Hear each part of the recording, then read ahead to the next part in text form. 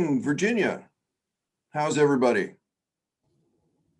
Awake, alert, enthusiastic, ready to go? Okay, good.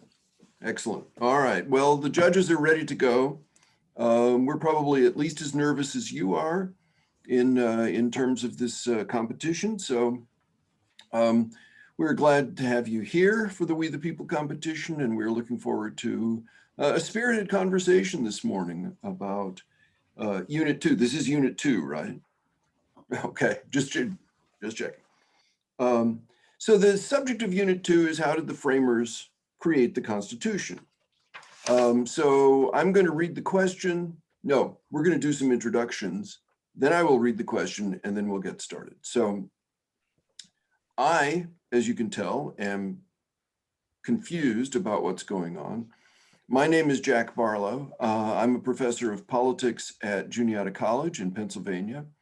And I will ask my two colleagues, Judge Draper and Dr. Allison, to introduce themselves, and then we'll have you introduce yourselves. So take it away, Judge Draper. My name is Lindsay Draper, retired from the juvenile court bench here in Milwaukee County, Wisconsin. I'm currently Vice President for Diversity, Equity, and Inclusion of the Institute for Wellbeing in Law. And I am Robert Allison. I'm a professor of history at Suffolk University in Boston. And I'm also very nervous and also very glad to be here. All right, and would you introduce yourselves and your teacher, please? Hello, my name is Michael Lindemood, and I'm a senior at Glen Allen High School. I'm Olivia Travers, and I'm also a senior at Glen Allen High School. I'm Steele Vantry, and I'm also a senior at Glen Allen High School. Also a senior at Glen Allen. I'm Melanie Covington, and I am also a senior at Glen Allen. I'm sensing a pattern here. And I am Owen Buckenmeyer, and surprise, surprise, I am also a senior at Glen Allen High School. And accompanying us is our teacher, Skylar Van Valkenburg, who has been helping us out all year. Good to see you guys. Excellent. It's good to see you, Skylar. All right. Well, are we, I think I'm ready to read the question now. Is that correct? Yes. Okay.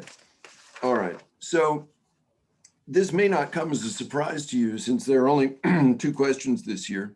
We're going to start Unit 2 with question 1. And I will read it and we'll get going. And question 1 is, what were the major disagreements among the 55 delegates during the Constitutional Convention in Philadelphia, and how were they resolved? What issues, if any, were not resolved, and what were the consequences? And finally, what changes, if any, should be made to the Constitution? Please begin. In creating the Constitution, the framers had many disagreements that went unresolved. For example, the Founding Fathers chose not to resolve the issue of slavery during ratification, leading to several disagreements and compromises over the next 80 years. While most would say that the Founding Fathers should have ended slavery during this time, postponing the debate was necessary. The framers' main goal was uniting the country under their Constitution, a goal that forced them to compromise on a series of issues related to representation, including creating the Senate, the 3/5 Clause, and the Electoral College. Trying to end the issue of slavery would have destroyed the Union before it was strong enough to face the problem head on. To many Americans at the time, the framers' decision to accept slavery in the formation of the Union violated the very principles it was founded upon. Many colonists, even those who owned slaves, despised the ideal of slavery. Thomas Jefferson called it a hideous blot on the newly formed nation, while George Washington, an owner of hundreds of slaves, denounced it as repugnant. Although a majority of the framers morally opposed slavery, they understood that their moral position on the issue had to be overlooked if they hoped to establish and preserve their newly formed nation. This led to a series of compromises. On the pro-slavery side, the Constitution included the 3/5 Clause, Slave Trade Clause, and Fugitive Slave Clause. And for the anti-slavery side, they granted Congress the power to potentially ban the slave trade and omitted the idea of property in man in the Constitution. According to Luther Martin of Maryland, the continuance of slavery was, quote, dishonorable to the American character. But the framers of the Constitution deemed it necessary to leave the questions of equality and universal freedom for the future as they focused on the creation of a new republic. Very early in the constitutional crafting process, issues began to arise between Federalists and Anti-Federalists over the equal bargaining power states would have within the Senate. Large state Anti-Federalists argued that smaller states receiving the same power in the Senate as much larger and densely populated ones was inequitable and would unfairly represent the majority of the nation. Additionally, many delegates were concerned that senators were elected every 6 years and were not required to rotate in and out of government, which led to fears that members of the Senate would serve for life. Those fears were certainly validated since, with a clear example being former Senator Robert Byrd of West Virginia, who held a whopping 51-year seat in the Senate. Another unfinished debate surrounded the creation of the Electoral College. Most of the state delegates did not want a popular vote for the president, but many couldn't agree on the details of congressional appointment of the president instead. Despite many framers' pleas to not give presidential election power to limited representatives, individual state electors were decided on, an issue that is still debated now in our current day more than ever. While equal representation has come a long way since the Reconstruction Amendments were ratified, we still see the need for more democratic reform. For instance, because there is no positive right to vote in the Constitution, states can pass policies and laws that encourage voter suppression, including voter registration restrictions, voter purges, and felony disenfranchisement laws, which all often target the minorities in our country. For example, 7 states have strict photo ID laws, which have been estimated to reduce voter turnout by 2 to 3 percentage points, as more than 21 million US citizens don't have government-issued photo IDs. Further, while the 14th Amendment has been interpreted to ban racial gerrymandering and uphold one person, one vote, partisan gerrymandering was upheld as constitutional in Rocho v. Common Cause. As only 21 states currently have some sort of nonpartisan or bipartisan redistricting committee to help prevent gerrymandering, constitutional change could result in a more representative legislature. We've come a long way as a nation in becoming a more representative democracy, but we have a ways to go in order to live up to the framers' promissory note. All right, thank you. So I want to drill in a little bit on the Electoral College, if I could, and I'm just wondering. It was one of several alternatives that they talked about. Why was that one the one that they settled on, as opposed to something else, direct election or something, some third thing? Well, when creating the Constitution, the founders kind of wanted to balance how close each branch was to the people. For example, the House would be closest and it would gradually get further away as you move to the judicial and executive branch, which is what has led to various laws about which elections would be direct and which ones would be indirect. Okay, now say a little more about that. Why? I mean, when they settled on the Electoral College, what else were they considering in terms of electing the president? I mean, it's indirect, but there's several methods of indirect election, right? You could let the governors choose, for example. Well, as Olivia is saying, I feel like this issue really comes down to what the directors, they really wanted to balance direct and indirect elections. And I feel as though in America, we balance the two types of elections fairly well, as both the House of Representatives and now the Senate through the 17th Amendment are elected directly, while the president is elected indirectly to the Electoral College, which was established in Article 2 of the Constitution. However, according to Article 2, Section 2 of the Constitution, the president has the power to appoint his cabinet and public officials. Thus, those officials are also elected indirectly through the president. Okay. Article 2, Section 2 also gives the president the power to appoint Supreme Court justices, who are thus also indirectly nominated and purely rely on the chance of death of the current justices. And this is seen, presidents like Eisenhower were able to appoint 4 new justices, while some, such as Jimmy Carter, were not able to appoint any. So if I were to posit that what we had at the founding was a bunch of elitists who created a document that allowed them to remain in power. They used really good language and sounded good for the people, but they basically said, we know it all. We should run the show. Would you agree or disagree with me?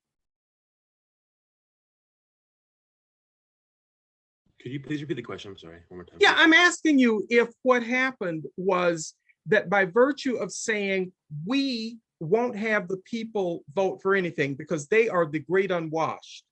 We know it all. They talked good. They talked about nice things that sounded good to people, but they really were elitist. Do you agree or disagree with me? I would agree with that. I think Article 1, Section 8 of the Constitution, the necessary and proper clause, is a good example of the government kind of taking more power than maybe some would find necessary. And going off Steele's point, I feel as though the framers purposely left the Constitution immensely vague, so it could be further up to interpretation later down the line. And while some issues at the time of the convention were kept vague and largely ignored, amendments to the Constitution have fixed part of this, such as the 13th Amendment, where the national government finally confronted the issue of slavery by abolishing it. And similarly, the original Constitution didn't specifically define who the Constitution protects, but the later addition of the 14th Amendment defined a U.S. citizen as any person born in the U.S., whether white or black. And to all of Olivia, let me just do one thing because I want to hear what you've got to say. But to all of you, Michael touched really on what it is that I'm aiming for. You had a whole bunch of people say, oh, you know, slavery is just horrible. But by the way, I own a bunch myself, and we want to get the country together. So does that thought impact your answer at all? And I apologize, Olivia, go ahead. No, that's okay. I was just going to say that there are many groups today that agree with you and think that the Constitution was made by an elitist group and want to scrap it entirely and make a new Constitution. But I personally think that the Constitution in its current state shouldn't be scrapped because forming a new one would eliminate the basis for many important Supreme Court decisions that happened later on, such as Brown v. Board of Education, Griswold v. Connecticut, and Loving v. Virginia, whose decisions were all based around the 14th Amendment. However, the Constitution is not obviously without fault, and there are many adjustments that could be made to better the document. Okay. And the first of these changes would be explicitly stating a positive right to vote in the Constitution, because the lack of a positive right to vote in the 15th Amendment opened the door for Jim Crow laws to emerge only a few years after the Constitution was ratified, allowing for things such as literacy tests and poll taxes to prevent many African Americans from voting. And it also contributes to why we still continue to face voter suppression laws today.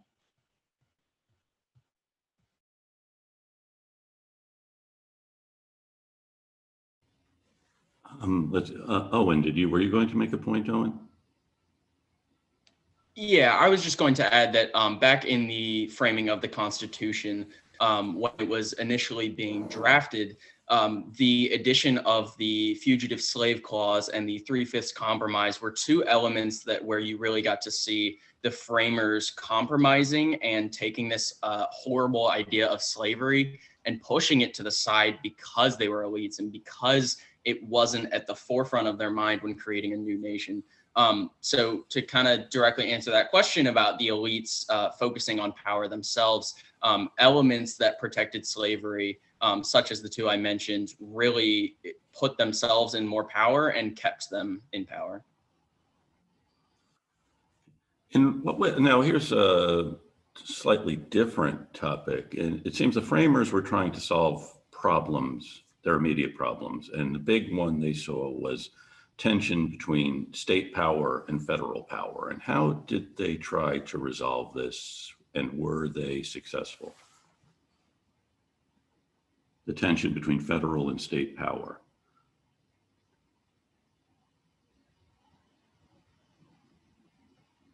Well, I feel as though when the framers were addressing the potential for federal and state powers, it kind of focused primarily on the power of the executive. And I would argue that the executive branch today is not what the framers intended, as when the writers of the Constitution were initially deciding what powers and responsibilities the executive branch would have. They were heavily influenced by the experience with the British government under King George III. And they really wanted to place strict limits on the power of the president or the powers that the president would have. And going off of that, the power of the president is drastically different from what the framers intended, like Michael was saying, and this is demonstrated through examples of executive overreach, specifically the use of executive orders. It has greatly increased over the past century as presidents have started abusing the power of the executive order, as seen with FDR's unfair placement of Japanese Americans in internment camps under Executive Order 9066. And we can also see that back in the framing of the Constitution and in the ratification process, the inclusion of the 10th Amendment as part of that ratification process really reserved some extra power to states. Individual states wanted to make sure that their rights were not being trampled upon, and that they would retain some power as long as the federal government did not explicitly say that they had power. So that 10th Amendment, giving all power to states that was not explicitly reserved for the federal government, was a really important key to reserving state power.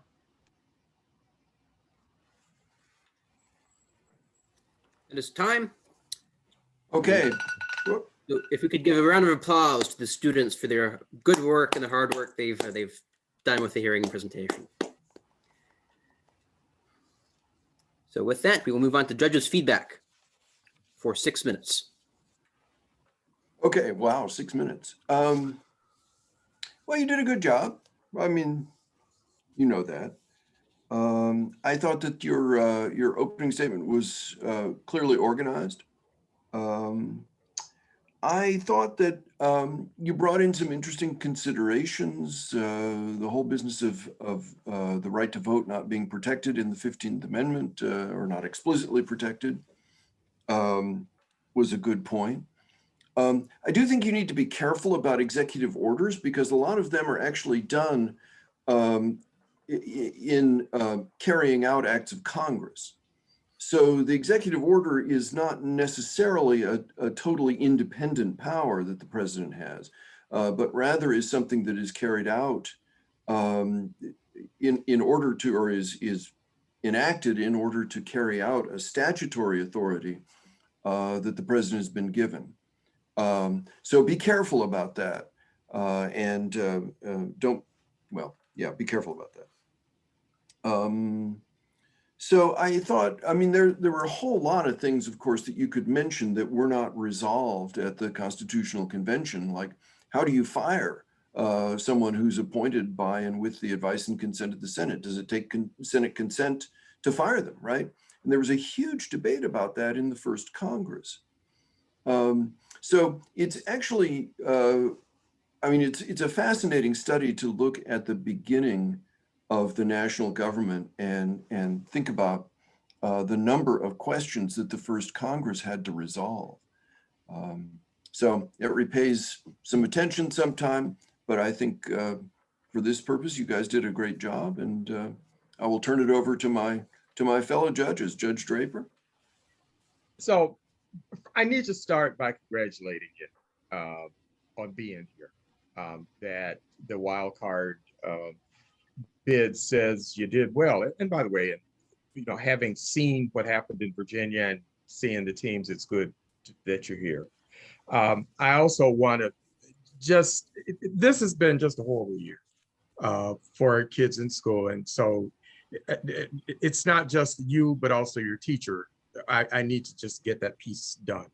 So I want to comment on a couple of things. And one of them is, as I watched you address my elitist question, I was really pleased that you struggled a bit and then you went kind of around, because it was a very difficult concept. I believe that, first of all, we had the leaders of our country, and they were the elitists, but they were trying to figure out, what do we do about an incredibly difficult situation?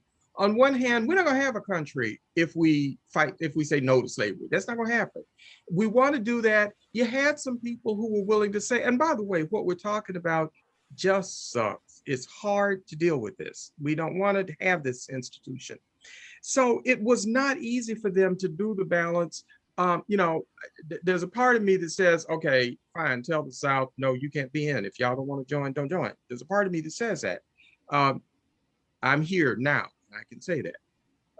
But I thought you did a really good job of trying to figure out, how do I answer this man's question? Because it's not simple. I really was pleased with that. Was really pleased with the cases that you cited. Really happy with the way you worked the third, which actually is the second of the bullet points in the constitutional change into your presentation. Because that was the one I was trying to figure out how they're going to do this and do it. You did it quite seamlessly. I was quite impressed with the way you did that. You were just a joy to listen to, and it was my pleasure to hear you. Thank you. I agree very much with Judge Draper. I think you've done a remarkable job, and it's been, of course, an interesting, difficult year. But despite that, I think in the best of times, you would also be doing equally well. And you're starting off on long lives, I hope, where you will be grappling with many of these issues. I also was impressed with, I should tell you, behind the scenes, last night, this morning, big question that the judges were asking is, what do we say about slavery? How will we address slavery? What if they don't mention it? And you guys, right out of the gate, you're talking about the big unfinished business of the Constitution, the issue of slavery, and that was good. And then you also talked about other things. And also, I like the fact that the judges asked some questions that required some thinking. And I like the fact that instead of trying to think, how do I answer this question, you're telling us what you know and working yourself back to the question and bringing in a lot of other things, the necessary and proper clause, the power of the president, and so on. Had we more question time, I would have asked about what the unelected judges, should they be making policy? Would the framers have anticipated that? And would the framers have anticipated that we will be studying their words to determine what we should do? That is, the Constitution really is a blueprint, and it's not a day-to-day, how should you live manual. It gives us an outline, and it will be up to you to be dealing with it. I think my time is up, so thank you. Thank you all. Congratulations. I look forward to hearing more from you in the future.